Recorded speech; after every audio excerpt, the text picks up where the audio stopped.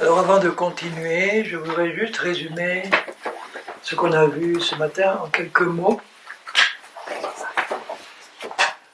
J'ai rappelé que la sanctification, c'était la volonté de Dieu pour nous et l'appel qu'il nous lance à nous sanctifier. J'ai précisé que la sanctification, c'était le fait d'être consacré ou mis à part pour Dieu, pour lui permettre de faire dans notre vie sa volonté qui est de nous transformer, de nous purifier, pour nous amener à un état de sainteté parfaite dans notre esprit, dans notre âme, dans notre corps. Ça, c'est le but de Dieu.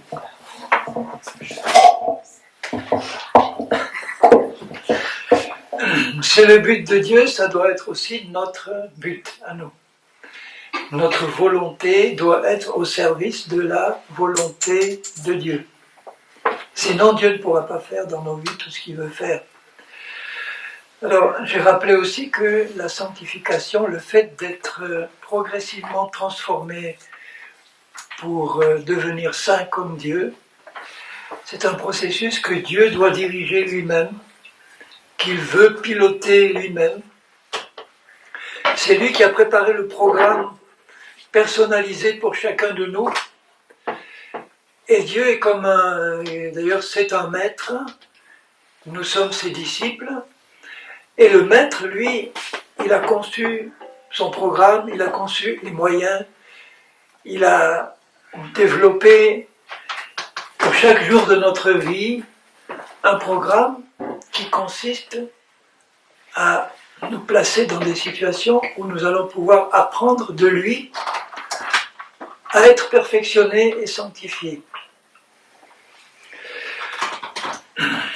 Alors j'ai rappelé aussi quelque chose de très important, c'est que nous sommes composés d'un esprit, d'une âme et d'un corps, et que les trois doivent être amenés à la perfection, qui sera achevée au moment où nous allons monter à la rencontre du Seigneur. C'est quoi qui peut faire du harcèlement ?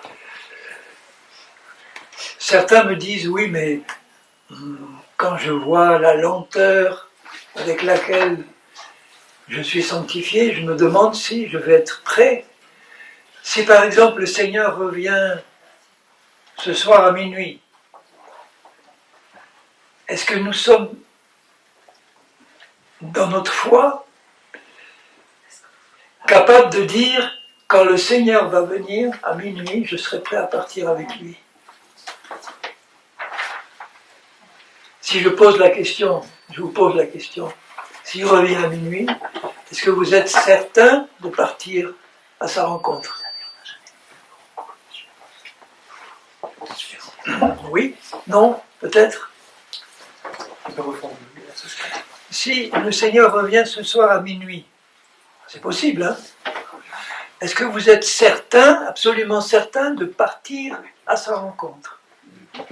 Oui. Alors, dans Éphésiens 5, au verset 25 et suivant,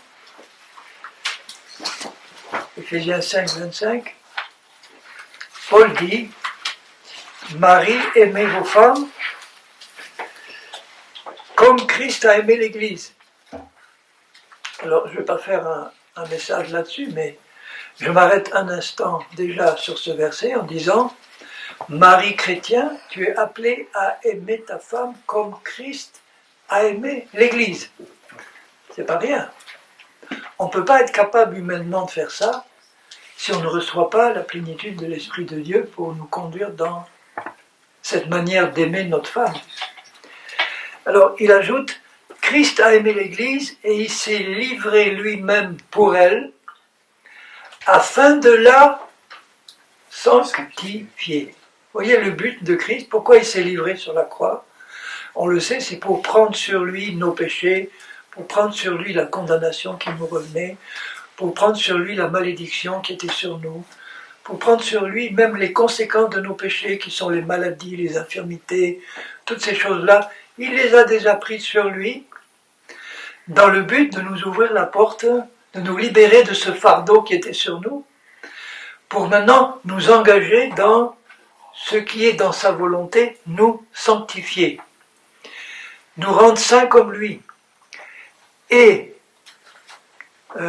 après l'avoir purifié par l'eau et la parole, j'ai vérifié dans le texte grec, il ne dit pas tout à fait ça, il dit « après l'avoir purifié par l'eau, virgule, par la parole ».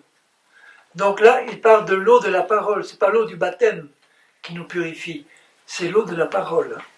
On verra quels sont les moyens qu'il nous donne pour nous sanctifier. Donc, il s'est livré pour elle, pour la sanctifier, après l'avoir purifiée par l'eau, par la parole, afin de, dans le but de la faire paraître devant lui, cette Église. Alors comment il veut la faire paraître devant lui, cette Église glorieuse, sans tache, ni ride, ni rien de semblable, mais sainte et irréprochable. Ça veut dire parfaite en tout point. Et quand est-ce qu'il fera paraître devant lui cette Église dans cet état-là? Quand il va l'enlever à sa rencontre. C'est là qu'on va paraître devant lui. Donc vous comprenez que ce travail de perfection totale doit être achevé avant qu'on le rencontre. Alors s'il vient à minuit et qu'on est appelé à monter pour le rencontrer, il faut que ce travail de sanctification soit achevé parfaitement. Vous le croyez? Non. Ah. Alors, peut-être que si quelqu'un ne le croit pas, c'est que peut-être il compte trop sur ses propres forces pour y arriver. Parce que si je compte sur moi pour arriver à cet état-là, jamais. C'est pas possible. Hein. Mais si je sais que Dieu s'est engagé à me faire atteindre cet état-là. Bon, il y a, je l'ai rappelé ce matin, je le fais tout à l'heure, qu'il y a quand même une condition pour qu'il puisse le faire lui, c'est que je me consacre à lui, je me sanctifie, ça veut dire me consacrer, me donner, me mettre à part, me donner à lui, pour que lui puisse faire en moi ce qu'il veut faire et que lui seul peut faire. Alors, si on prend une graine quelconque, une semence quelconque, est-ce que Dieu serait capable, je mets une semence un gland de chêne là sur la table, normalement pour que ce gland arrive à la perfection du chêne, il faut 100 ans, le temps qu'il soit planté, qu'il pousse, qu'il grandisse. Mais est-ce que Dieu serait capable par une parole de faire pousser en un instant ce gland pour le transformer en chêne? Bien sûr. Oui. À lui, il n'y a rien d'impossible. Lui, il serait capable de faire ça. Hein. Bon, ce n'est pas le processus normal dans lequel il nous engage, mais il est capable de le faire. Ça veut dire qu'au moment où l'Église va être enlevée, tous ceux qui font partie de l'Église sont appelés à arriver à ce point-là de perfection par la puissance de Dieu. Que quelqu'un ait 40 ans de conversion, pendant lesquels il a laissé Dieu le sanctifier, petit à petit le perfectionner, comme quelqu'un comme l'apôtre Paul, qui au bout de 30 ou 40 ans de vie chrétienne, on voit dans ses écrits que Dieu l'avait vraiment transformé en vainqueur. Hein. Mais il avoue lui-même, dans l'épître aux Philippiens, il dit je dois avouer que je ne suis pas encore arrivé à la perfection complète. Enfin, je vous lis ce qu'il dit là, dans Philippiens, pour que vous puissiez le voir vous-même.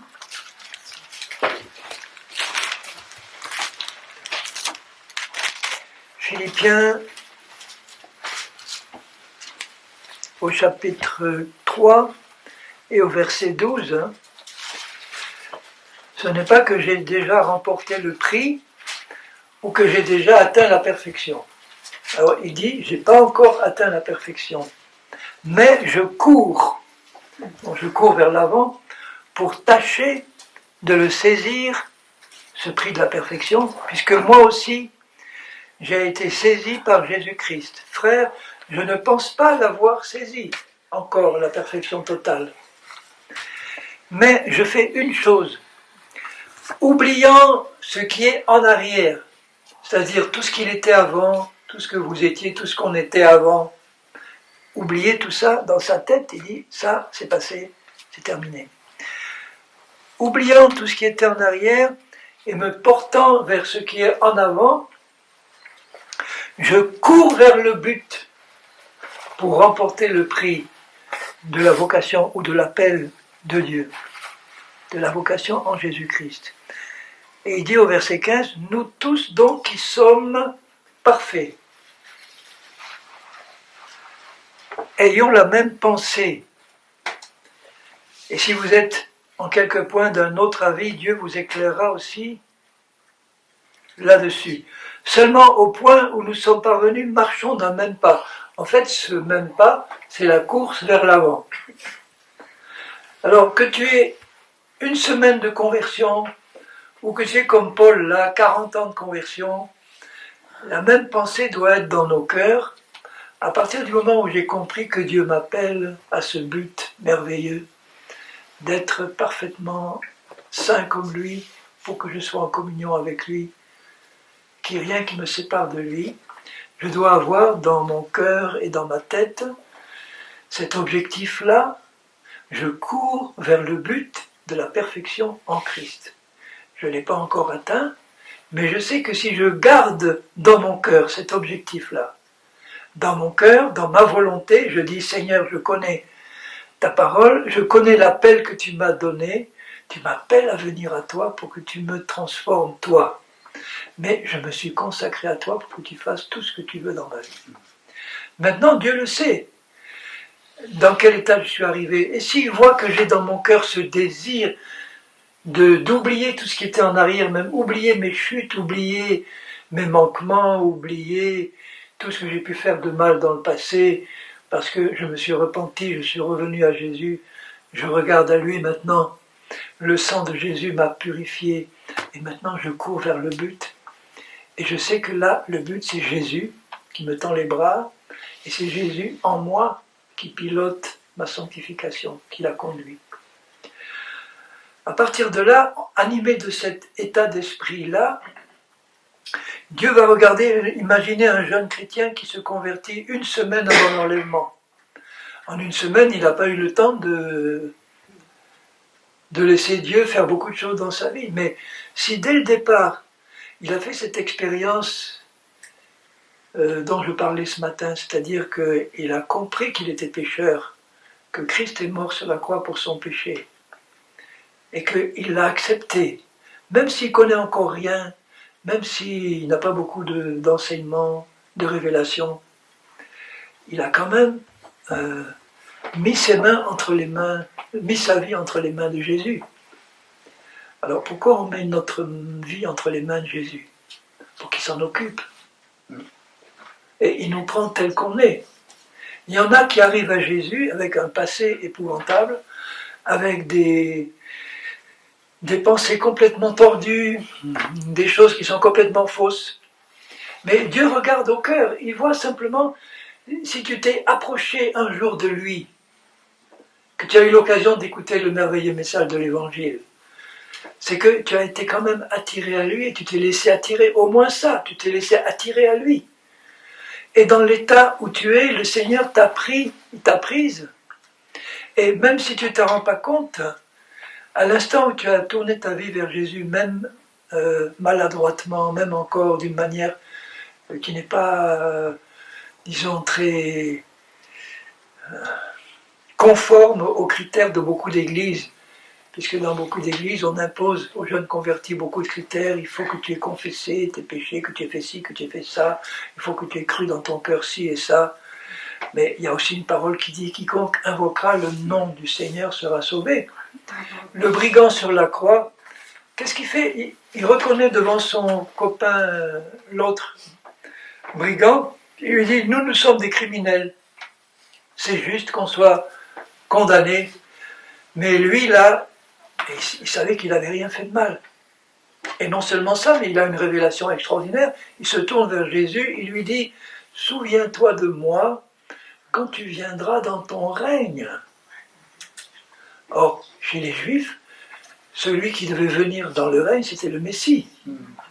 Donc ce brigand-là, peut-être qu'il avait entendu un message de Jésus avant, qu'il avait entendu parler de lui, mais il a la révélation que celui qui est en train de mourir à côté de lui, c'est le Messie, qui doit un jour revenir dans son règne.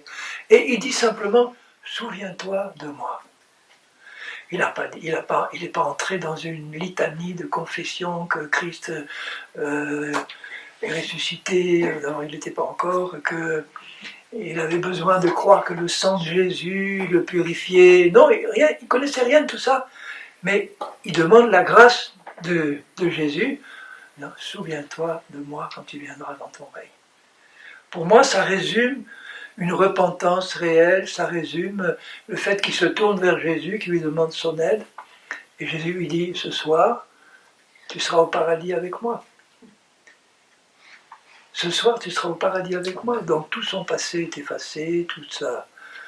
Voilà, il a combien d'années de conversion pour aller au paradis? Il a quelques minutes de conversion.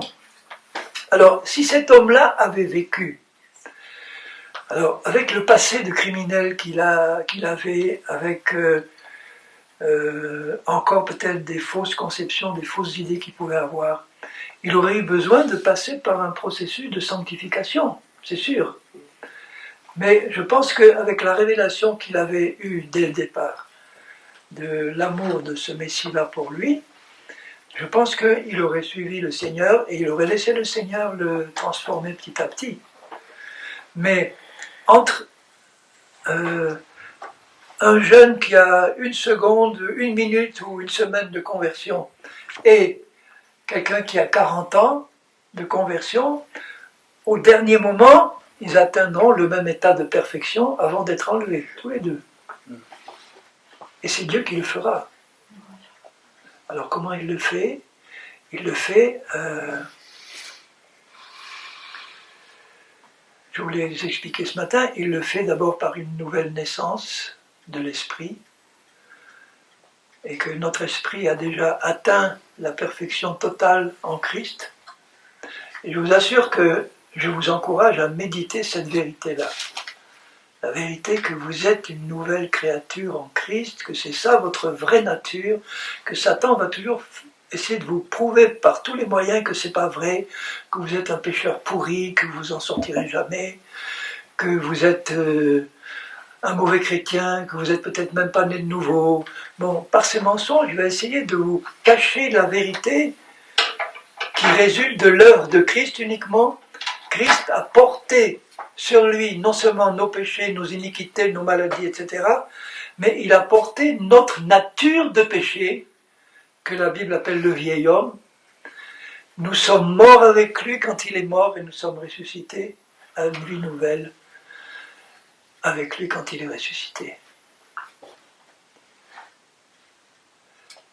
Alors quand cette vérité-là, je la médite par la révélation du Saint-Esprit et que ça éclaire mon entendement et que je réalise quelle est mon identité réelle en Jésus-Christ, normalement ça doit produire en moi une motivation à me sanctifier dans la vie pratique, parce que j'ai compris, pour ma part c'était mon expérience, quand j'ai compris la nouvelle personne que j'étais en Jésus-Christ. Je n'ai pas compris le premier jour de ma conversion, je l'ai compris des années après, en étudiant le message de Paul. Et quand j'ai compris ça, je me suis dit, mais ça change tout. Parce que je n'avais pas la conception de ma sanctification juste. Pour moi, ça consistait à partir d'un état de pécheur, et puis petit à petit, avec Jésus, de travailler à perfectionner tout ce qui peut l'être pour atteindre un jour la perfection. Alors que là, Dieu me révèle que lui m'a fait déjà atteindre la perfection dans l'esprit, et que de là, il travaille avec moi pour perfectionner le reste de ma nature, l'âme et le corps. Mais déjà, c'est fait dans ma nouvelle nature, dans ce que je suis en Christ, dans l'esprit. Vous voyez que la perspective n'est pas du tout la même.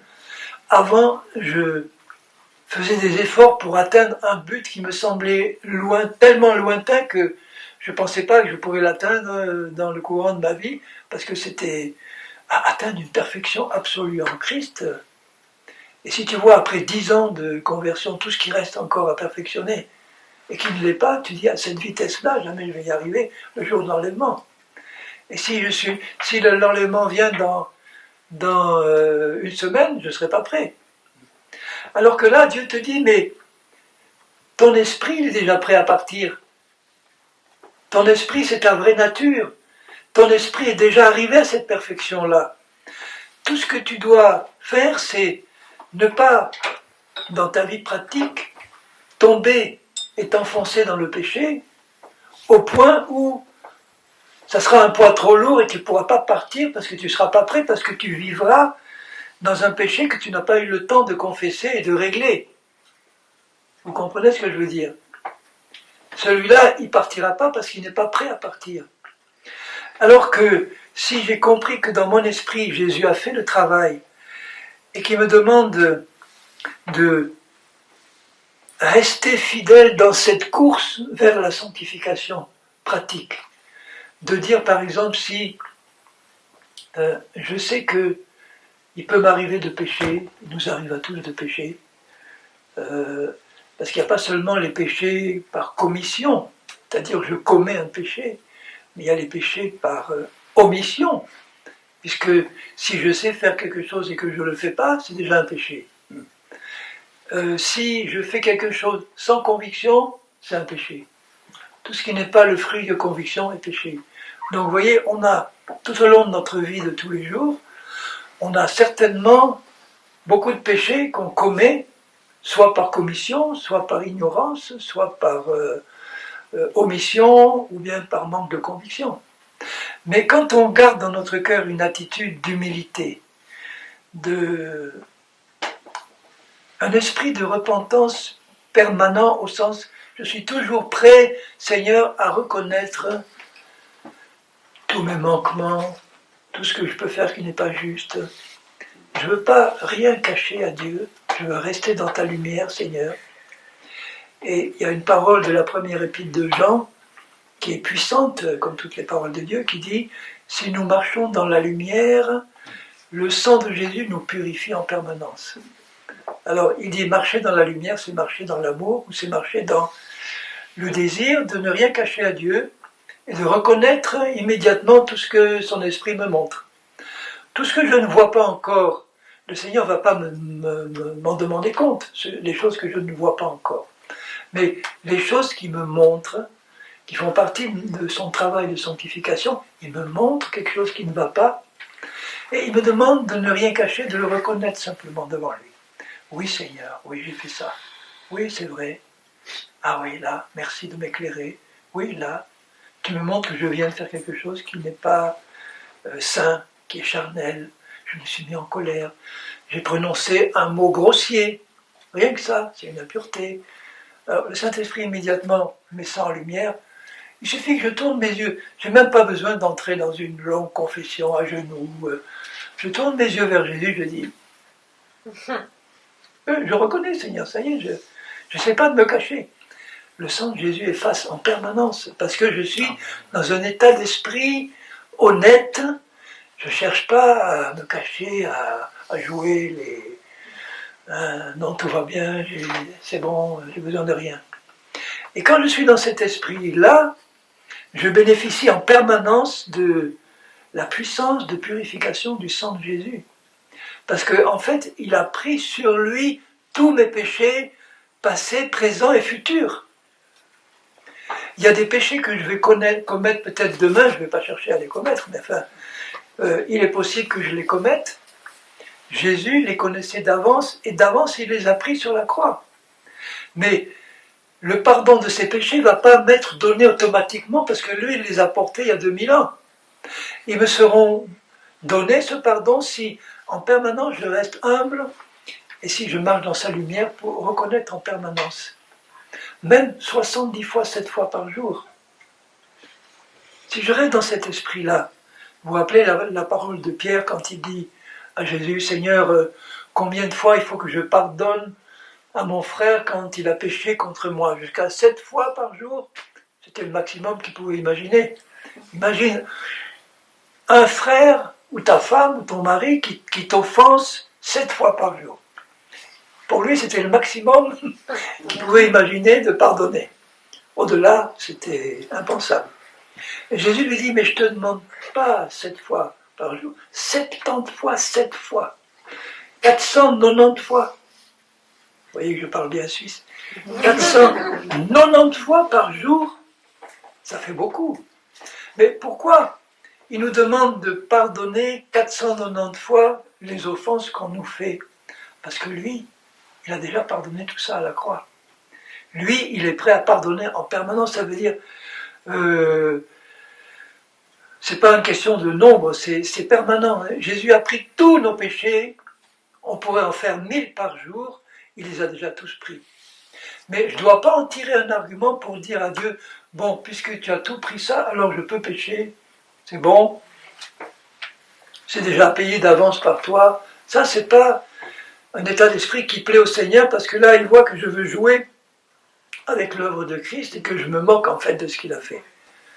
Si j'ai cet état d'esprit-là, il va me corriger, me discipliner sévèrement. Tandis que si honnêtement je dis, Seigneur, je reconnais tout, je ne cherche pas à me cacher, je reconnais que j'ai péché et que ça m'arrive souvent encore de faire quelque chose qui n'est pas en accord avec ta volonté parfaite. Mais, Seigneur, tu dois savoir que je suis prêt à marcher dans ta lumière, que je veux, que chaque fois que tu m'éclaires, je veux le reconnaître tout de suite. Je suis prêt à me repentir dès que tu me le montres. Je suis prêt à reconnaître tout ce que tu me montres et tu ne vas pas me le montrer pour m'accabler, pour me condamner. Tu vas me le montrer pour faire de la lumière simplement sur ce que tu veux encore changer en moi. Et ça, c'est la première étape, c'est-à-dire rester dans cet état d'humilité où je reconnais. Après, le Seigneur, il veut me faire passer à une autre étape. Il dit, bon, tu reconnais, tu es prêt à reconnaître, mon sang efface, mon sang est suffisant pour effacer tout ça. Mais tu vois, je veux te faire grandir dans la sanctification, c'est-à-dire je veux t'apprendre à faire de moins en moins ces choses-là, de moins en moins ces péchés, de moins en moins ces choses charnelles, pour te faire progresser dans la sanctification, parce que là, tu vas affermir ta marche chrétienne, tu vas la solidifier, parce que tu vas progresser avec moi, tu vas être purifié de plus en plus, et quand on est purifié de plus en plus, on est de plus en plus en communion avec Dieu, on est de plus en plus en train de courir vers le but, et on s'en rapproche à chaque fois, parce que on est décidé à avancer avec Jésus. Et quand on avance avec Jésus, il nous fait avancer à chaque pas, en nous purifiant encore, en enlevant encore quelque chose qui est impur.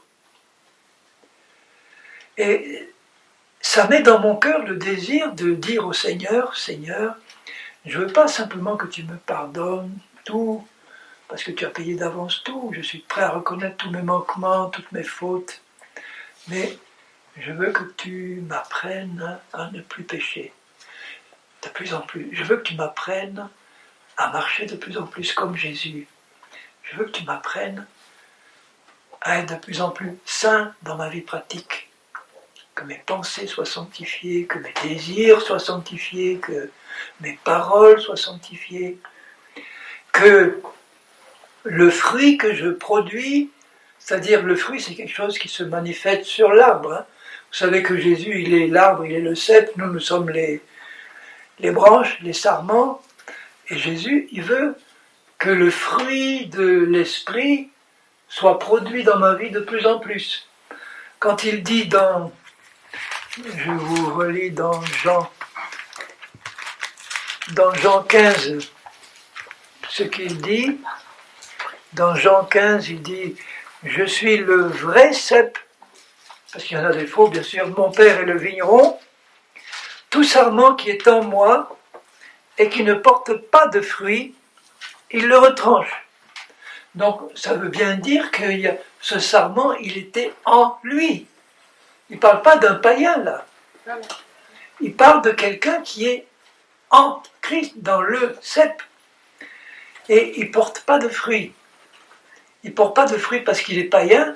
Il ne porte pas de fruits parce qu'il a bloqué quelque chose dans le travail que le cep voulait faire en lui pour laisser couler la sève et permettre aux fruits de se produire et de se développer. Il le retranche. Alors, ce que Dieu regarde donc dans notre vie, c'est est-ce que tu produis du fruit? Tu es en Christ, d'accord?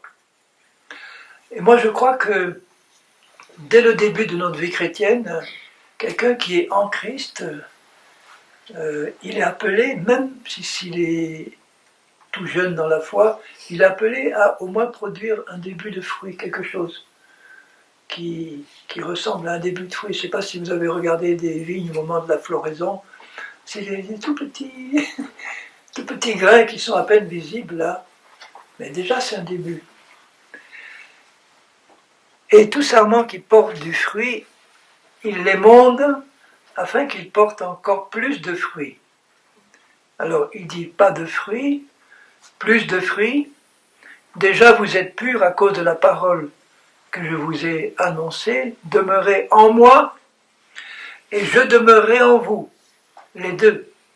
Et comme le sarment ne peut de lui-même porter du fruit s'il ne demeure attaché au cep, ainsi vous ne le pouvez pas non plus si vous nous demeurez en moi, attachés à moi.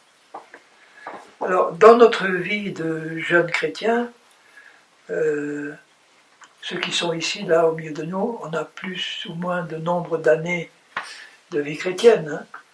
Mais je pense que si vous êtes là aujourd'hui, en tout cas pour avoir le désir d'écouter la parole et de partager un moment devant Dieu dans sa parole, c'est que dans votre cœur, vous avez quand même le désir de produire du fruit.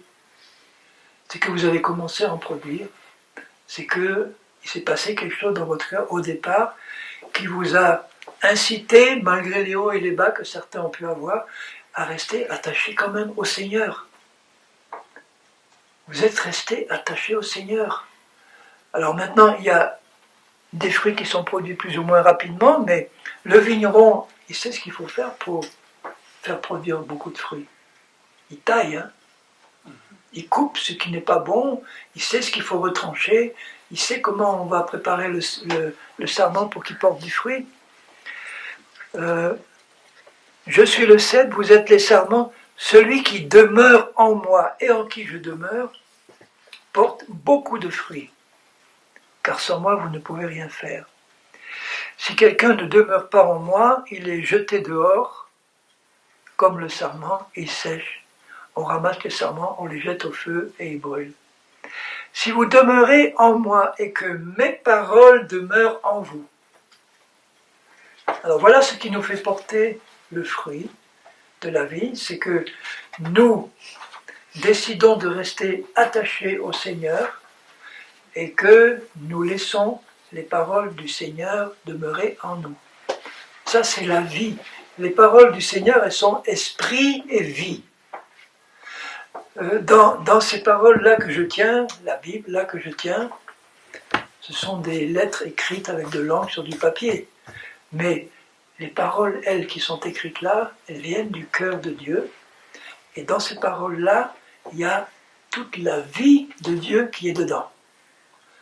Et si nous demeurons en Christ et que nous nous attachons à garder les paroles de Christ en nous, là nous allons porter beaucoup de fruits. Il le dit, celui qui demeure en moi et en qui je demeure par sa parole, hein, porte beaucoup de fruits, car sans moi vous ne pouvez rien faire. Et il ajoute au verset 7, je le relis, si vous demeurez en moi et que mes paroles demeurent en vous, demandez ce que vous voudrez et cela vous sera accordé. Ça veut dire que je vais demander quelque chose qui est conforme à la volonté de Dieu parce que sa parole demeure en moi. Sa parole demeure en moi. Et qu'est-ce qu'il faut que je fasse pour que sa parole demeure en moi? Est-ce que le Seigneur, lui, Il va me dire, assieds-toi là sur ton fauteuil, laisse-moi faire, je vais te remplir de ma parole et ça sera bon. C'est pas comme ça qu'il nous demande de travailler avec lui. Il va nous dire, oui d'accord, sois là, prends la parole que je t'ai donnée, qui est cette parole écrite, mais qui est aussi la parole vivante qui nous est transmise par le Saint-Esprit dans notre cœur, et puis remplis-toi de cette parole. Donc je vais développer un peu plus loin, mais pour me sanctifier, ça c'est Dieu qui fait le travail de sanctification en moi, c'est-à-dire qui prévoit le programme, les étapes, les moyens.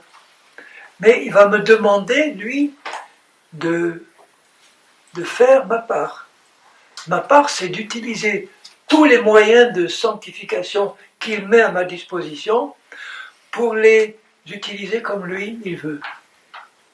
Parce que la sanctification, la purification de ma vie pratique, de mon âme, de mes pensées, elle va se faire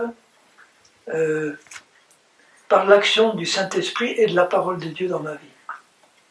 Et si je ne passe pas du temps à méditer cette parole, à l'étudier dans un esprit de prière en disant « Seigneur, je sais qu'il y a une seule interprétation de ta parole, c'est la tienne, c'est celle de ton esprit. Si moi, j'arrive pas à comprendre quelque chose, je ne vais pas utiliser mon intelligence humaine ou la psychologie des hommes pour essayer de comprendre ça. Mais je vais me mettre devant toi, je vais dire Seigneur, j'ai besoin que tu me révèles par ton esprit la signification de ce que je suis en train de lire et que manifestement je n'ai pas bien compris. Et vous pensez que le Seigneur, dans son cœur, il se fait une joie et dit bon, j'ai compris ta demande, mais c'est pas encore maintenant que tu es capable de recevoir la révélation de ça. Pour le moment, il faut que tu reçoives la révélation de ça. Ça, c'est le programme pour aujourd'hui. Chaque jour suffit sa peine. Demain, on verra plus loin. Tu ne peux pas tout recevoir d'un coup. Si vous portez beaucoup de fruits, c'est ainsi que mon Père sera glorifié et que vous serez mes disciples. Alors vous voyez, il dit pas de fruits, peu de fruits, et puis beaucoup de fruits. Alors beaucoup de fruits, c'est celui qui reste attaché au Seigneur et qui garde sa parole. C'est celui qui reste attaché. Et les deux vont ensemble parce que le Seigneur, il est la parole vivante. Il est la parole. Cette parole-là, c'est le Seigneur. Donc, le Seigneur, il aime bien utiliser des comparaisons simples. Là, il utilise la comparaison du cep, des sarments.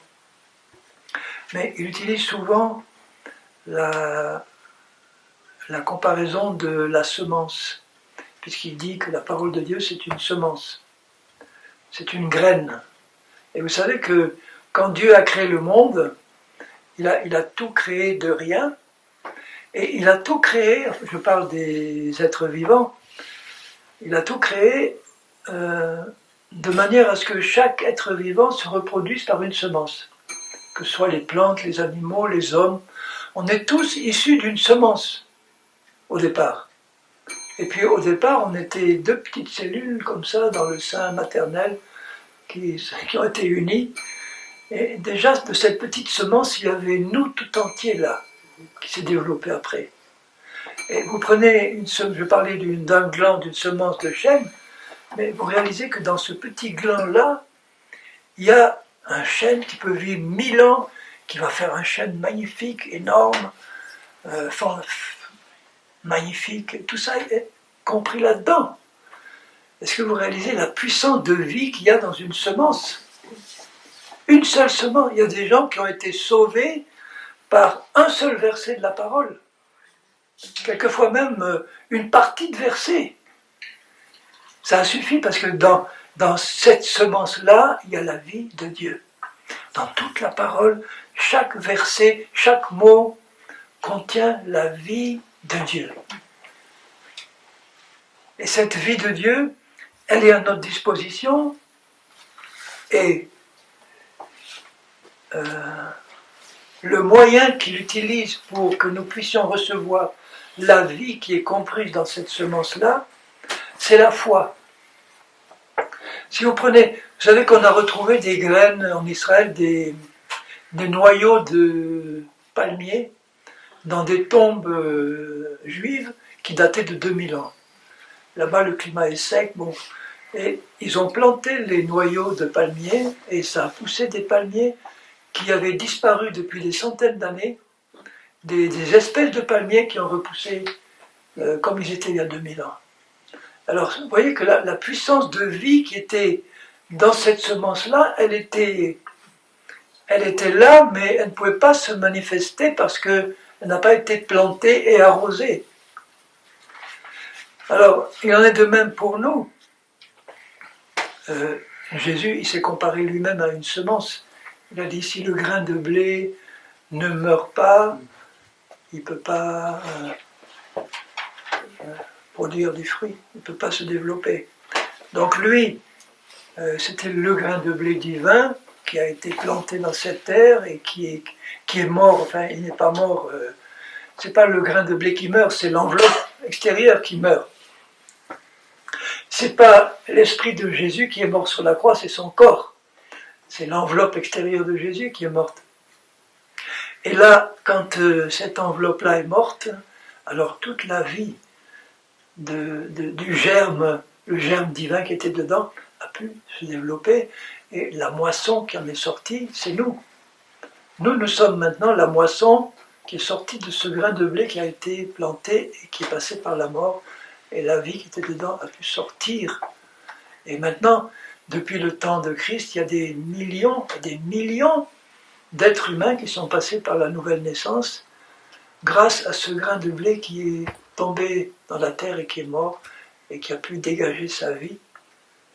Alors quand vous réalisez que chaque parole de Dieu est une semence de vie qui contient en elle la vie de Dieu, mais cette vie de la semence, comme n'importe quelle semence, ne peut sortir que si on la plante et si on l'arrose.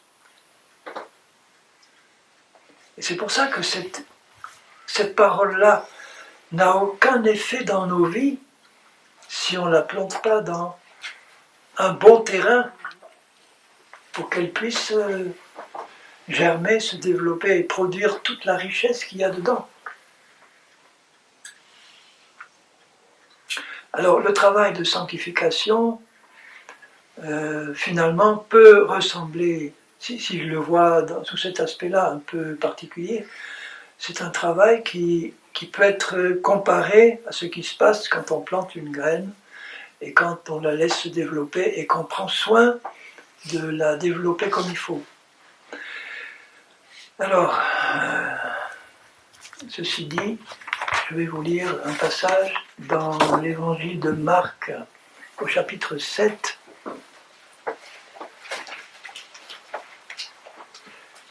Marc 7. Là, Jésus dit des choses vraiment qui doivent nous faire réfléchir. Alors, il parle aux pharisiens, aux scribes, donc aux gens qui étaient les plus religieux de son temps. Les pharisiens, c'était la crème. Et dans Marc, au chapitre 7,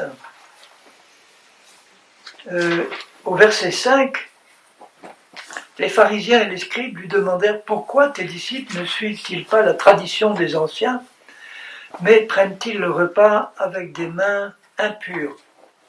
Parce que même aujourd'hui, un juif religieux, il se lave soigneusement les mains avant de manger, mais la loi des juifs ne prévoyait pas ça. Dans les commandements de Moïse, il n'y a rien qui dit qu'un juif, avant de manger, doit se laver les mains. C'était une tradition que les rabbins avaient ajoutée à la parole. Alors Jésus leur répondit au verset 6, « Hypocrite !» Jésus, il ne mâchait pas ses mots. Quand il y avait un hypocrite devant, il ne prenait pas des gants, il disait « Hypocrite ! Ésaïe a bien prophétisé sur vous, ainsi qu'il est écrit, ce peuple m'honore des lèvres, mais son cœur est éloigné de moi. »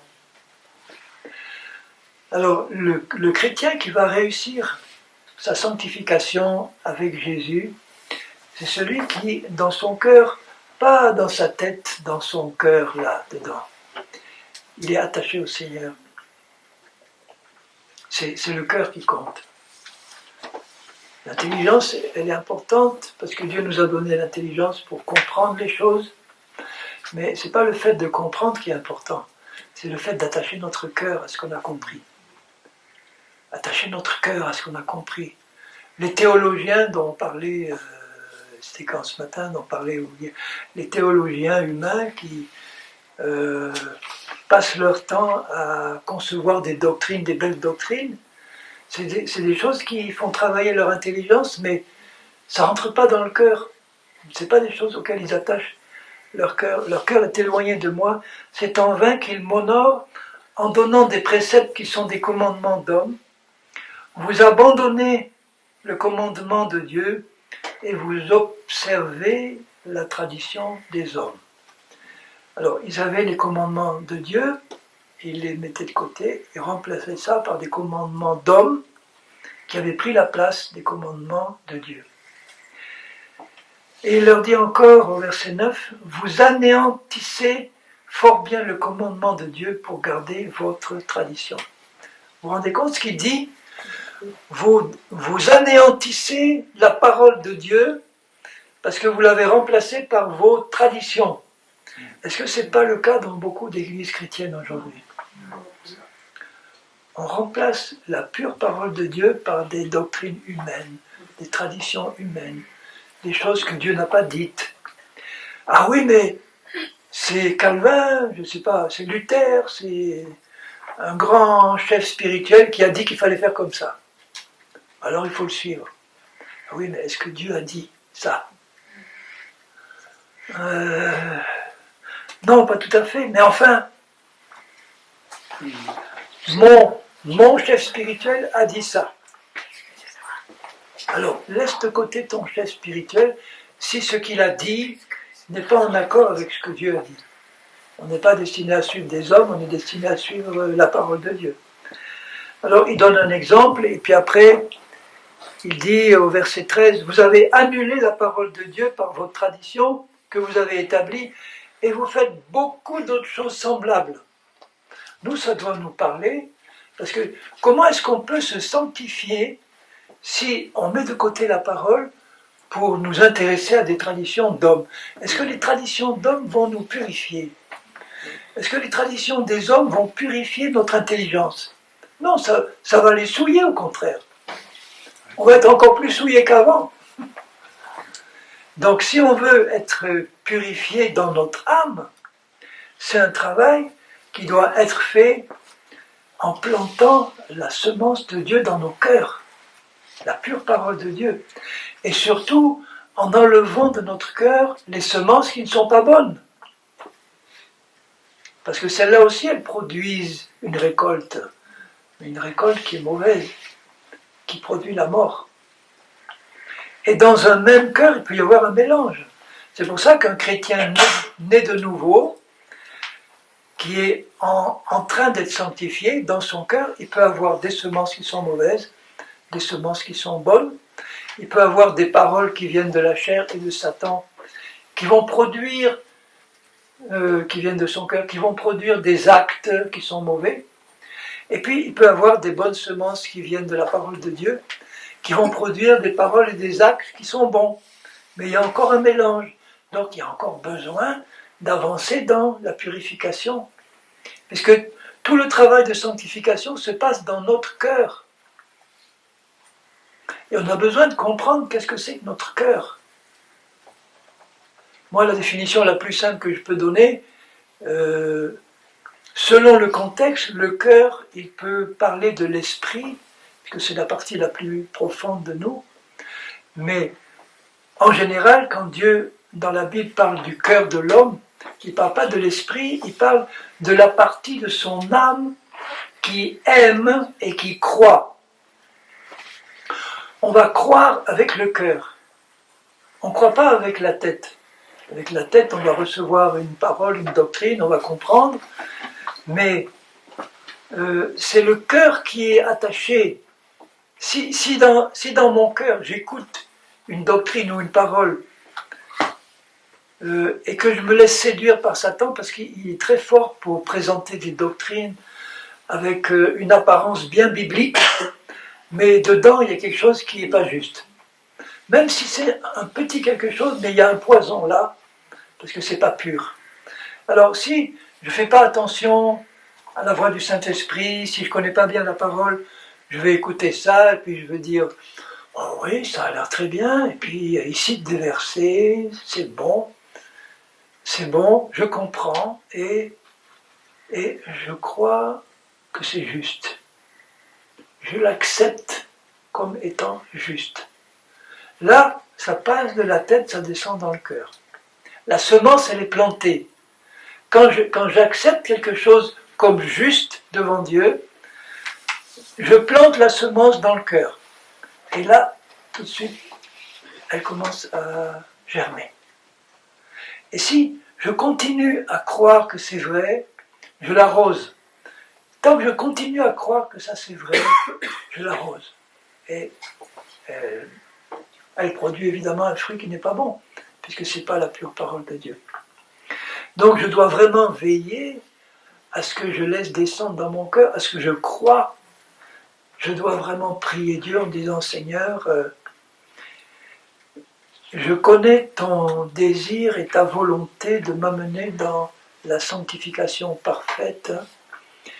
Ça veut dire que tu vas commencer à purifier mon cœur de toutes les mauvaises semences qui d'abord étaient plantées bien avant que je me convertisse. Tout ce que j'ai pu entendre dans mon passé religieux ou autre, pas religieux, mais des semences de mensonges. Quand j'arrive au Seigneur, notre cœur, il n'est pas rempli de bonnes semences. Il est rempli de mauvaises semences. Et alors, tu crois que Dieu il va se contenter de planter sa bonne semence là-dedans? C'est comme si vous prenez des bonnes graines, vous les plantez dans n'importe quel champ où il y a des tas de mauvaises herbes, des chardons et tout, puis vous espérez avoir une bonne récolte. Ça n'a pas marché, hein? Donc le travail de Dieu va consister à faire la lumière en vous, en nous, sur ce que nous avons planté dans nos cœurs. Alors Jésus continue, au verset 14, il dit ensuite, ayant de nouveau appelé la foule à lui, il dit, écoutez-moi tous. Donc il nous dit à nous, écoutez-moi tous et comprenez. Il n'est hors de l'homme rien qui, entrant en lui, puisse le souiller. Ça veut dire, tout ce que les Juifs, ils disent non, on ne peut pas manger une nourriture parce qu'elle n'est pas pure, etc. Bon, c'était la loi de Moïse, hein, mais il dit, tout ce qui rentre dans ton corps ne le souille pas. C'est ce qui sort de ton corps qui le souille. Il n'est hors de l'homme rien qui, entrant en lui, puisse le souiller. Mais ce qui sort de l'homme, c'est ce qui le souille. Si quelqu'un a des oreilles pour entendre, qu'il entende. Alors, il commence par leur dire ce qui entre dans ton corps, il parle des nourritures terrestres. Hein. Il ne parle pas du cœur, il parle du corps. Ce qui entre dans... Ne crois pas, juif, que tu vas te souiller si tu manges sans te laver les mains. Parce qu'eux, ils disaient, si je ne me lave pas mes mains, je vais souiller la nourriture que je mange, du coup, je vais manger une nourriture impure et je vais être souillé. Il dit, non, c'est pas ça qui te souille. Ce qui te souille, c'est ce qui sort de ton corps, de ta bouche. Lorsqu'il fut rentré dans la maison, loin de la foule, les disciples l'interrogèrent sur cette parabole. Et comme il avait promis à ses disciples de tout leur expliquer, comme à nous, il nous dit, t'inquiète pas, je vais tout expliquer. Il leur dit, ne comprenez-vous pas que rien de ce qui, du dehors, entre dans l'homme ne peut le souiller, car cela n'entre pas dans son cœur. Mais ça entre dans son ventre. Et puis ça s'en va dans les lieux secrets qui purifient tous les aliments. Il dit encore, ce qui sort de l'homme, c'est ce qui souille l'homme, car c'est du dedans, c'est du cœur de l'homme. Il ne dit pas c'est de sa tête, hein. C'est du cœur de l'homme que sortent quoi? Les mauvaises pensées, les adultères, les impudicités, les meurtres, les vols, les cupidités, les méchancetés, la fraude, le dérèglement, le regard envieux, la calomnie, l'orgueil et même la folie. Il met ça sur le même plan que les péchés, les autres péchés. La folie est un péché pour Dieu. Et il dit c'est du cœur que ça vient. Mais nous on dirait oui mais Paul a dit que ça vient de la chair. Ce sont les œuvres de la chair tout ça. Mais voyez comment la chair qui est dans notre corps là, elle travaille. Elle sait que tant que ce qui vient d'elle n'est pas rentré dans notre cœur, ça n'aura pas de résultat. Donc tout ce que la chair, tout ce que Satan, tout ce que la chair essaye de faire, c'est de faire entrer tout ça dans notre cœur, de faire entrer dans notre cœur des mensonges, des choses qui viennent de Satan, et qui vont se planter dans le cœur, et qui vont ressortir sous la forme de, eh bien, tout ça. Les mauvaises pensées, les adultères, les impudicités. Ça passe, la chair, elle passe par l'étape de notre cœur. Il ne parle pas de l'intelligence, il parle du cœur. Mais ça passe forcément parce que tout dans le domaine spirituel vient d'une semence. Même la parole de Satan, c'est une semence aussi. Et la parole de Satan contient en elle la vie mauvaise de Satan. L'orgueil, la jalousie, l'impureté, les meurtres. C'est dans les semences qui viennent de Satan, dans les paroles qui viennent de Satan, dans les doctrines qui viennent de Satan. Puisque les traditions des hommes, en fait, quand Jésus parle à Pierre qui lui dit « Non, non, tu n'iras pas à la croix », Jésus dit « Arrière de moi, Satan, tes pensées sont celles des hommes. » Parce que depuis la chute, comme Satan contrôle le monde, les pensées des hommes sont celles de Satan. Ou les pensées de Satan sont celles des hommes, c'est pareil. Hein. Donc, ces pensées-là, que Satan nous envoie constamment, il cherche à ce que nous les acceptions comme vraies pour qu'elles puissent rentrer dans notre cœur. Et quand elles sont dans notre cœur, elles vont ressortir sous la forme d'autres pensées, de paroles, de gestes, d'actes qui correspondent à la semence qui est plantée. Vous comprenez bien ça? C'est vraiment important de comprendre comment ça se passe. Tout est une question de semence, bonne ou mauvaise. Et les choses qui sortent de notre cœur, c'est les fruits ou les manifestations extérieures de ce qui a été planté dedans. Donc on parlait par exemple des dépressifs, hein, on parlait de... Bon, à midi on parlait des dépressifs, et je disais que les dépressifs sont des personnes qui ont écouté les mensonges que Satan leur envoyait constamment, n'ont pas discerné et les ont acceptés comme vrais. Satan leur dit, tu vois, ton grand-père était dépressif, ton père était dépressif, toi maintenant tu es dépressif, c'est normal, c'est comme ça, accepte-le. Alors, ils acceptent ce mensonge, ils croient que c'est vrai, et en croyant que c'est vrai, ça rentre dans le cœur. Et quand c'est dans le cœur, après, ça ressort sous forme de paroles, de malédictions, de gestes, de comportements, d'actions, qui traduisent ce qu'on a planté dans le cœur. Et vous voyez l'importance qu'il y a à veiller sur notre cœur. C'est-à-dire à faire attention aux choses que je vais considérer comme vraies et importantes. Dès que je considère quelque chose comme vrai, ça rentre dans le cœur, ça se plante là, et ça commence à germer. Et vous savez, quand une semence est plantée, vous plantez une semence dans le terrain. Que vous dormiez, que vous veillez, vous en occupez pas, ça pousse. Ça pousse, tout seul.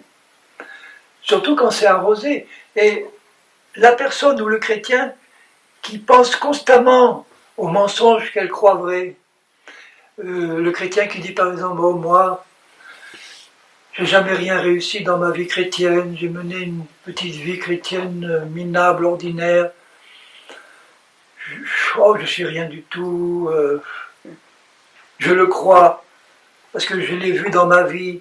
Bon, tout ça, c'est des mensonges que Dieu a plantés dans son cœur. Satan. Pardon, que Satan, oui, heureusement, vous écoutez bien, que je pensais aux bonnes semences que Dieu plante dans nos cœurs, mais des mauvaises semences que Satan a plantées et qui produisent cette récolte-là. Et c'est pour ça que Dieu nous demande de veiller sur nos paroles. Parce qu'elles sont la traduction de ce qu'il y a dans nos cœurs. Toujours. Vous pouvez essayer de contrôler vos paroles pour faire sortir des bonnes paroles, mais vous n'allez pas arriver à vous contrôler en permanence, et puis finalement, ça va sortir de votre bouche ce qu'il y a dans le fond du cœur. Jésus a dit, c'est de l'abondance du cœur que la bouche parle. C'est de l'abondance du cœur que je vais agir aussi. Tout ce que je crois dans mon cœur va se réaliser dans ma vie. Si je crois que je suis toujours un pauvre pécheur pourri, eh bien ce que je crois va se manifester et je vais me comporter en permanence comme un pauvre pécheur pourri, même si je suis né de nouveau.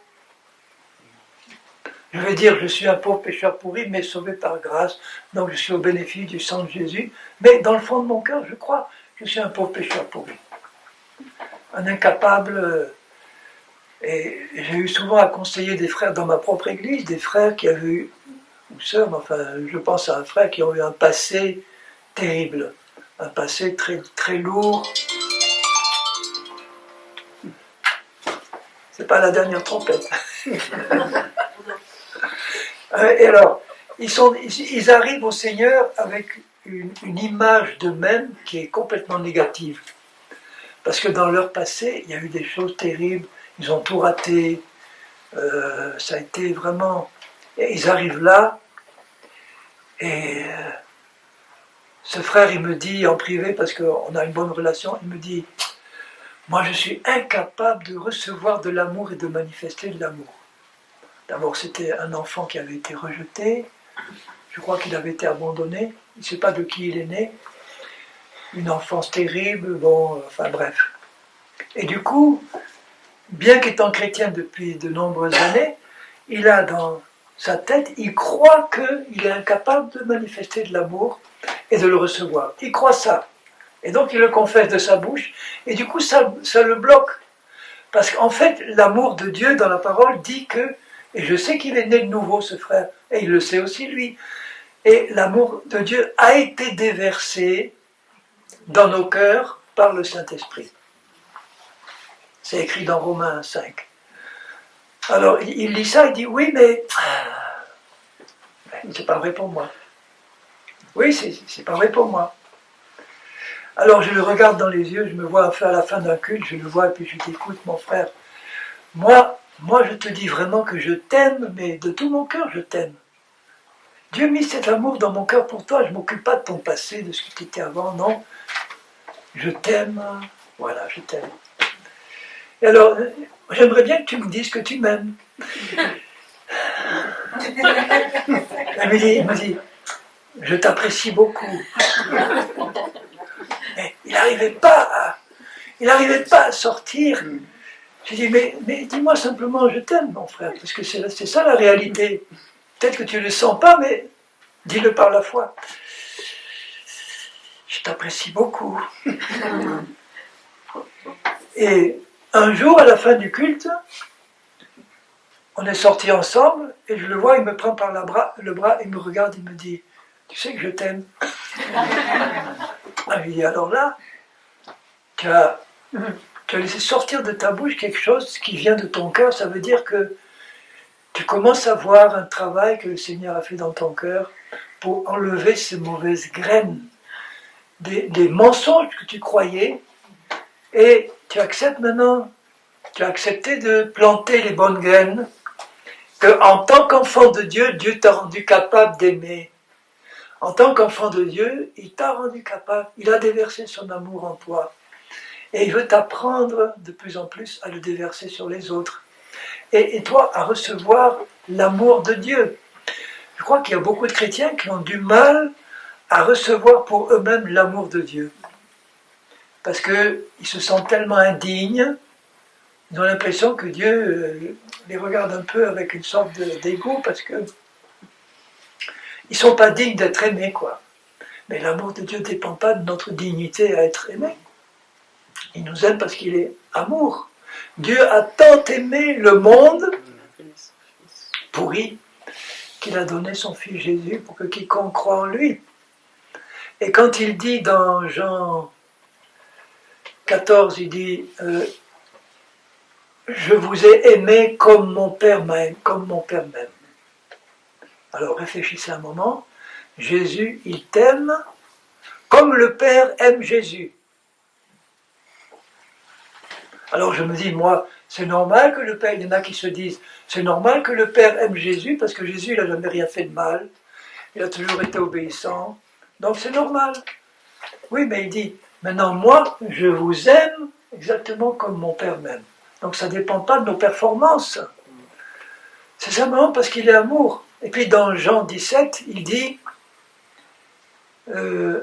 afin que le monde croit, sois Seigneur Père, qu'il soit un comme nous sommes un, pour que le monde croit que tu m'as envoyé et qu'il sache que tu les as aimés comme tu m'as aimé. Que le monde sache que tu nous as aimés comme tu as aimé Jésus, comme tu m'as aimé moi. Alors Dieu le Père te regarde, il me regarde, il te regarde. Quelle qu'a été ta vie passée ou ce que tu as pu faire de mal, il te regarde et il dit « Je t'aime comme j'aime Jésus ». Ça ne dépend pas de tes performances, ça ne dépend pas de ce que tu as fait, ça ne dépend pas de ta réussite. Simplement, il t'aime comme il aime Jésus. Et Jésus t'aime comme le Père t'aime. Et ça rassure nos cœurs. Dans le processus de sanctification-là, quand je me sais aimer comme Dieu m'aime comme ça, je sais que je peux courir en permanence vers lui, me jeter dans ses bras et recevoir et accepter son amour, puisqu'il me le révèle par sa parole comme ça.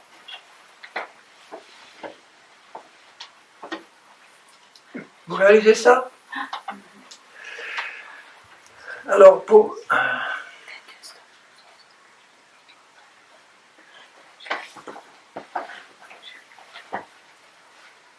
oui. Je pense que je vais continuer demain, ce que j'ai commencé là. Simplement, rester sur cette pensée-là que le travail de sanctification se passe au niveau de notre cœur en fonction des semences qu'on y plante. Alors, je continuerai là-dessus, mais j'aimerais, puisqu'il n'est pas encore trop tard, j'aimerais qu'on passe juste quelques minutes à prier un moment ensemble.